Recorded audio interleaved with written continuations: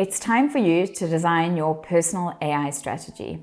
And by you, I mean everybody. We are at the start of an AI revolution, and the future is going to look very, very different from the past and the present.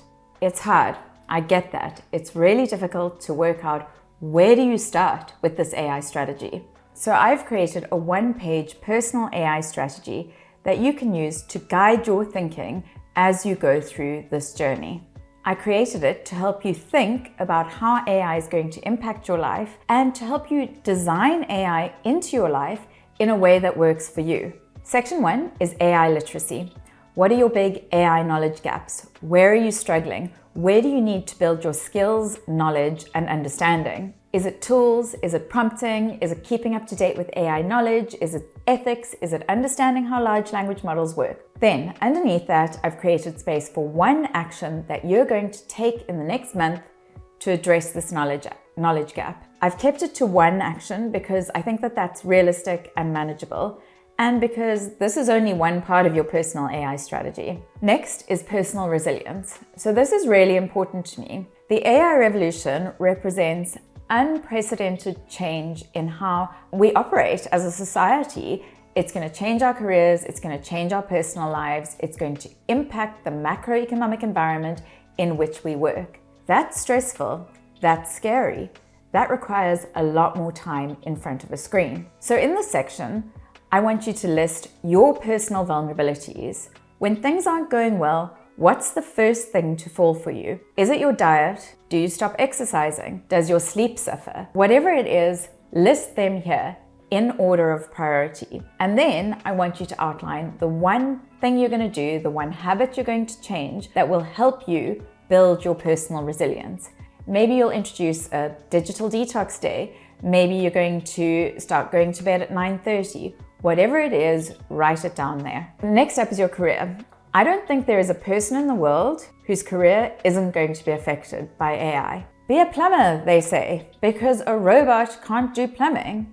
Millions of other people are going to become plumbers. There's going to be too many plumbers, so even plumbers are going to be impacted by the AI revolution. So, what I want you to do here is to just start thinking about your job. What parts of your job can be easily automated, and what parts of your job are much more resistant to automation? Then think of one thing you can do in the next 30 days that will help you benefit your own career. Maybe that's learning a new skill. Maybe you take charge of automating the automatable parts of your job so that your employer doesn't do it for you. Or maybe you focus on building a skill in one of the areas more resistant to automation. Think carefully about it and write it down. Then we get to new opportunities, and this is actually something that a lot of us neglect. A lot of people think about AI as making me more efficient, more productive, able to get more done in less time.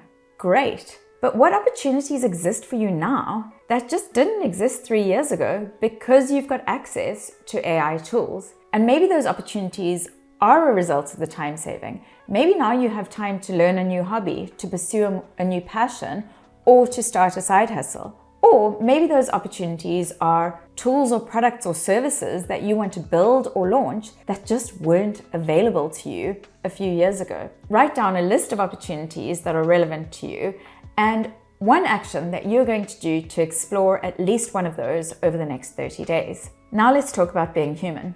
I've been very vocal, as always, about the skills that I believe are going to be necessary for any human who wants to thrive in the age of AI. And those skills are critical thinking, curiosity, creativity, communication, and adaptability, or the ability to learn, unlearn, and relearn. So thinking about those skills, you should be honing and improving every single one of those, but you can't do them all at once. There's not enough time. Even if AI does save you loads of time, there's still not enough time to do them all at once. So think about which one you're going to make your priority for the next month, and then start thinking about how you can improve that skill. Are you going to meditate or spend more time in nature to boost your creativity? Are you going to argue different points to boost your critical thinking? Or are you going to attend a communication skills workshop to improve your communication? Whatever it is, put it in that block so that you know what to focus on over the next 30 days. Finally, there's a section on voice and influence.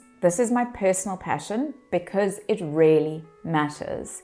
I don't think anyone can argue that AI is not going to change the world dramatically. But we all need to think about to what extent we as humans, as employees, as friends, as citizens want to influence how AI changes the world. And I've put 4 boxes there. Are you going to be an observer or are you going to be a leader in the AI conversation? And then there's 2 in between. And I want you to really think about where you sit in this conversation, because the time to make that decision is now. It's going to be much harder to reverse any change that happens than to influence it before it takes place. I use a bus analogy to explain this. We're all on the AI bus. None of us is driving it. Sam Altman, Elon Musk, Dario Amodei, and maybe Donald Trump are driving the bus. Where are you sitting in the bus? Are you sitting at the very back, just letting the bus take you whichever way it wants? Or are you sitting near the front, where you can maybe tap the driver on the shoulder and say, sorry, I don't like where this is going? Or are you one of those people that forgot to get on the bus? You've missed the bus, you're standing on the pavement, you're scratching your head while the bus drives past. Where are you in this conversation? Once you've completed your 1-page personal AI strategy plan, save it and review it every single day. Make sure that you're taking the actions you've committed to for the month and just keep coming back to it to ensure that it's front of mind. And once the month is over, you start again with a fresh version for month 2. And that is how you make progress. And congratulations for taking this first step. You're actually one of the very few people who has decided that they're going to design AI into their lives. That means you're going to work out where AI adds value and which parts of your life you want to protect from AI. So few people are thinking about AI this way, so you are streets ahead of most of the human race. And if you have kids, this is especially important. It is up to us as parents or guardians or teachers to shape the world that our kids grow into. And your personal AI strategy is the very first step in that process. I've done a video on how we prepare our kids for AI, and I highly recommend you check it out.